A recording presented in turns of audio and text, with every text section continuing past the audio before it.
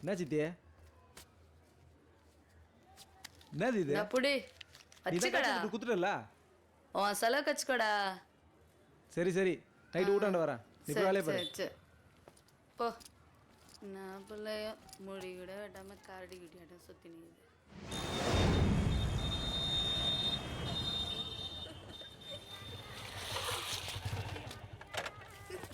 சரி பாட்டி